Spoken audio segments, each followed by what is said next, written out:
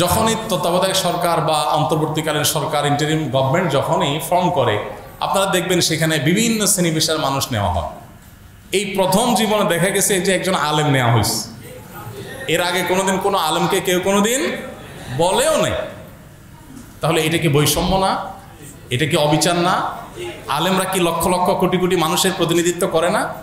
মজার বিষয় হলো যাদেরকে নেওয়া হয় এরা এদেশের অনেকেই আছেন, আমি সবার কথা বলছি না, অনেকে আছেন যারা এদেশের 1% মানুষেরও প্রতিনিধিত্ব করে না। 1% মানুষের সাথে তাদের কোনো জনসম্পৃক্ততা। এদের অনেককে দেখবেন যে কোনো এলাকার মেম্বারিতে দাঁড় করা দিলে তার মেম্বারিতেও মানুষ ভোট দিবে না, কিন্তু তারা দেখা যায় উপদেষ্টা হয়। আছে না নেই? আমি এটা এই আমলের কথা, আমি এটা বলতেছি চলমান আমাদের এখানকার কৃষ্টির কথা। আলেমন আমাদেরকে কখনো গোনা হয় না। তো এটা কি বৈষম্য না? বৈষম্য না, অনেক বড় একটা বৈষম্য। এই বৈষম্য নিয়ে কেউ কথা, তো আজ বৈষম্য বিরোধী আন্দোলনের এই পর্যায়ে বা বৈষম্য বিরোধী আলোচনার এই পর্যায়ে এসে অনেক বৈষম্য নিয়ে আলোচনা হলেও এই বৈষম্যের কথা কেউ বলে না। আমরা এই বৈষম্যের কথা প্রসঙ্গত বললাম। আমরা চাই যে এই বৈষম্য দূর হোক। যদি দূর না হয় তাহলে সমাজ শেষ হয়ে যাবে। কারণ আপনি চাপাতে চাপাতে চাপাতে কত দূর চাপাবেন? অতএব মিডিয়ার ভাইদের প্রতি শ্রদ্ধা রেখে বলছি, এবং আরও বিভিন্ন পর্যায়ে যারা আছেন সব সেক্টরের ভাইদেরকে বলছি যে এই বৈষম্য দূর করুন। মাদ্রাসা শিক্ষার্থী, দাড়ি টুপি, আলেম ওলামা, হুজুর দেখলেই তাদেরকে বিমাতাসুলভ আচরণ, মনে হয় যে হুজুররা এদেশে উড়ে আসছে, এরকম একটা ভাবনা যে হুজুর মানুষ মানে বেচারা এদেশ থেকে এদেশে উড়ে আসছে। সমাজের কোনো ক্ষেত্রে তার কোনো মনে হয় অংশগ্রহণ নাই, কোনো যেন কন্ট্রিবিউশন নাই, এরকম একটা আচরণ করা হয়। এই আচরণটা দূর করার জন্য আমি জোর দাবি জানাচ্ছি, আপনারা সবাই সর্বত্র আওয়াজ তোলেন যে প্রত্যেকটা ক্ষেত্রে ওলামাদের ভূমিকা থাকা উচিত। একটা অবাক করা বিষয় দেখেন, কোনো জায়গায় তো আলেমদের কদর নাই, তো নাই, বৈষম্য তো আছে। মসজিদ মাদ্রাসা পরিচালনার ক্ষেত্রেও আলেমদের কদর নেই। মসজিদ একটা ধর্মীয় প্রতিষ্ঠান, কিন্তু বাংলাদেশে মসজিদগুলো চালায় কারা? অন্যান্য সাধারণ মানুষরা থাকুক সেখানে, কিন্তু 2-4 জন আলেম কি থাকা উচিত না? অনেক মসজিদ আছে কমিটিতে ইমাম সাহেব থাকে না, ইমাম সাহেব চাকর, আর ওনারা হলেন মাতবর। এখন হুজুররা যদি যায় বলে আমরা ঢাকা ইউনিভার্সিটি আমরা চালাবো, সবাই সব বাদ প্রফেসররা, তো এটা কখনো গ্রহণযোগ্য হবে? তাহলে মসজিদ কিভাবে আলেমদেরকে ইগনোর করে বাকিরা এসে চালাইতে পারে? রাজনৈতিক পেশিশক্তি আছে, আপনি সভাপতি, আপনি সেক্রেটারি, আর হুজুর বেচারা বিড়ালের মধ্যে বসে আছে। এই বৈষম্য দূর হওয়া দরকার আছে না নেই?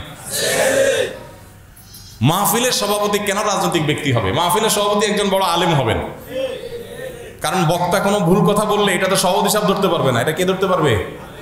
আলেম ধরতে পারবে। অতএব একজন সভাপতি থাকবে, কিন্তু সব মাহফিলগুলোতে সভাপতি কে? ওই এলাকার সবচেয়ে বড় চোর, সবচেয়ে বড় ডাকাত, সবচেয়ে বড় খুনি, সবচেয়ে বড় দুর্নীতিবাজ, সে হলো এলাকার কি সভাপতি।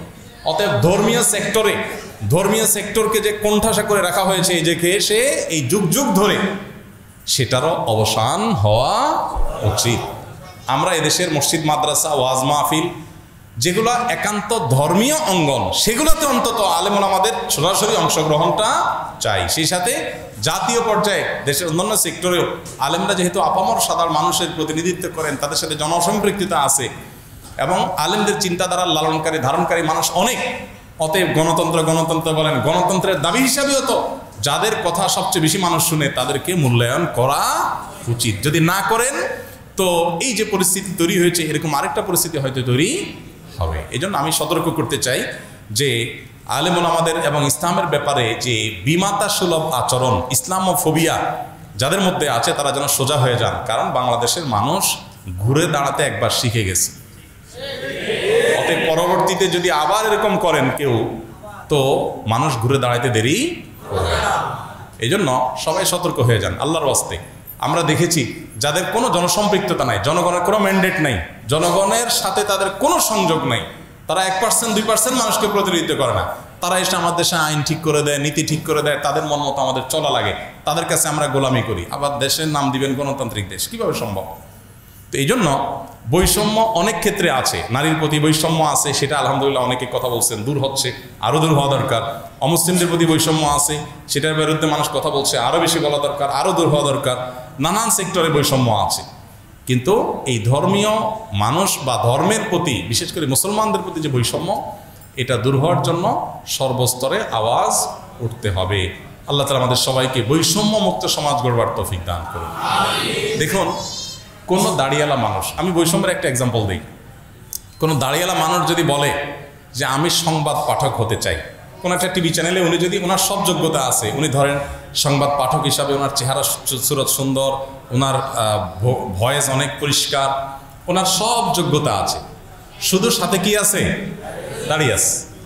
এরকম কোনো মানুষ যদি কোনো টিভি চ্যানেলে যায় বলে যে আমি সংবাদ পাঠ করতে চাই, তাকে কি করতে দেওয়া হবে নাকি হবে না? হবে। মহিলা মানুষ সংবাদ পাঠ করতে যাওয়া উচিত কি উচিত না শরিয়া দৃষ্টিকোণ থেকে? সে আলাপ এক সাইডে রেখে আমি অন্য একটা কথা বলি। ধরেন একজন মেয়ে, তিনি বোরকা পরে বা হিজাব পরে, উনি যদি যায় মূলধারার মিডিয়াগুলোতে বলে যে আমি সংবাদ পাঠিকা হতে চাই, তাকে কি হিজাব পরে এটা করতে দেওয়া হবে? দেওয়া হবে না। আবারও বলছি, এটা জায়েজ, এটা শরিয়ার দৃষ্টিকোণ থেকে আমি মোটেই সাপোর্ট করছি না, কথার কথা বললাম।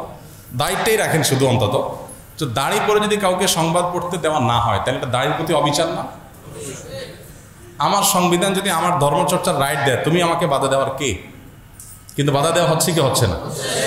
এই বৈষম্যটা আমাদের সমাজকে এমন একটা পর্যায়ে নিয়ে যাচ্ছে, এখান থেকে কিন্তু মানুষের ক্ষোভ এটা ভয়াবহ পর্যায়ে চলে যায়। অনেক সময় এখান থেকে অনেক দুর্ঘটনা, অনেক অনাকাঙ্ক্ষিত ঘটনার সৃষ্টি হওয়ার শঙ্কা থাকে। এই জন্য আমি আশা করব যে আমাদের নতুন বাংলাদেশে সকল বৈষম্য দূর হওয়ার পাশাপাশি এই দেশের সবচেয়ে বেশি সংখ্যক মানুষকে যারা প্রতিনিধিত্ব করে, দেখুন দেশের কোনো রাজনৈতিক দল 3 থেকে 4 কোটি মানুষকে অ্যাট এ টাইম তাদের প্রতিনিধিত্ব করতে পারে না। প্রত্যেক শুক্রবার 12:30 থেকে 1:30 পর্যন্ত 3.25 লক্ষ মসজিদে যত মানুষ উপস্থিত হয় এভারেজে, সেটা আনুমানিক 3 থেকে 4 কোটি মানুষ হবে। যদি 3 কোটি মানুষও হয়, এই 3 কোটি মানুষের প্রতিনিধিত্ব যে আলেমরা করছেন, এত বেশি মানুষের প্রতিনিধিত্ব কোনো রাজনৈতিক দলের নেতারাও করেন না। সেখানে আলেমদের কথার কোনো ভ্যালু থাকবে না, তাদের কোনো মতামত নেবেন না, তাদেরকে মানুষ মনে করবেন না, বিমাতাসুলভ আচরণ করবেন, এটা কখনো গ্রহণযোগ্য নয়। অন্যান্য বৈষম্যের পাশাপাশি মাদ্রাসার শিক্ষার্থী, আলেম ওলামা, ধর্মীয় লেবাস পোশাক, এগুলোর প্রতি যে বৈষম্য আছে, অবিচার আছে, বিমাতাসুলভ আচরণ আছে, এগুলোকে যে ভিন্ন দৃষ্টিতে দেখা হয়, এটা ধুয়ে মুছে এই সমাজ থেকে পরিষ্কার করা হোক। আল্লাহ আমাদের সবাইকে সে তৌফিক দান করুন। দাড়ি না রেখে মারা গেলে জান্নাত পাওয়া যাবে কিনা? জান্নাত কে পাবে না পাবে ভাই, এটা তো আল্লাহ তাআলা ফয়সালা করবেন। দাড়ি নিয়ে চলে গেলেই জান্নাত যদি হয়, তাহলে রবীন্দ্রনাথও জান্নাতে চলে যাবে। জান্নাতে কে যাবে না যাবে এই কথা আমরা বলতে পারি না, তবে জান্নাতি যারা হবেন তাদের কিছু ক্রাইটেরিয়া, কিছু আলামত আছে, সেগুলো আমরা বলতে পারি, কোরআন হাদিসে বলা আছে। বিশেষ করে এটা করলেই সে জান্নাতে যাবে, এটা করে নাই সে জাহান্নামে যাবে, এরকমভাবে বলার সুযোগ আমাদের কাছে শরীয়ত রাখে নাই। তো এই জন্য দাড়ি না রেখে মারা গেলে সে জাহান্নামে যাবে, এভাবে আমরা বলতে পারি না, এভাবে বলার শিক্ষাও ইসলাম দেয় না। তবে হ্যাঁ, এটা ঠিক যে জাহান্নামী মানুষদের যে বৈশিষ্ট্যগুলো আছে, তার ভিতরে একটা হলো দাড়ি চাষা। এর মানে এই না যে এটার কারণে সে জাহান্নামে যাবে, তার মানে এটা আল্লাহ নবীর ওয়াজিব নির্দেশ তরক করা হয়। তো ওয়াজিব নির্দেশ তরক করলে সেটা জান্নাতি কাজ না জাহান্নামী কাজ? নবী সাল্লাল্লাহু আলাইহি সাল্লামের অর্ডারের খেলাফ করলে, তার নির্দেশের খেলাফ করলে, এটা কি জান্নাতের পথে যাওয়ার কথা না জাহান্নামের যাওয়ার কথা? কিন্তু এমনও হতে পারে যে কারোর দাড়ি নেই, অন্যান্য দিক ভালো আছে, আল্লাহ তাকে মাফ করে জান্নাত দিয়ে দেবেন। আবার কারোর দাড়ি আছে, অন্যান্য দিক খারাপ আছে, আল্লাহ তাকে জাহান্নামে দিয়ে দিতে পারেন। এই জন্য দাড়ি দিয়েই শুধুমাত্র জান্নাত আর জাহান্নামের নিশ্চয়তা আমরা দিতে। তবে এটা ঠিক যে দাড়ি না রাখাটা এটা ফাসিকি কাজ, গুনাহের কাজ, আল্লাহর অবাধ্যতার কাজ, যেটার পরিণতি ভালো হওয়ার কথা নয়। বিধায় আমরা নবী সাল্লাল্লাহু আলাইহি ওয়াসাল্লামের এই ওয়াজিব নির্দেশ মানার চেষ্টা করবো। আল্লাহ আমাদেরকে তৌফিক দান করুন।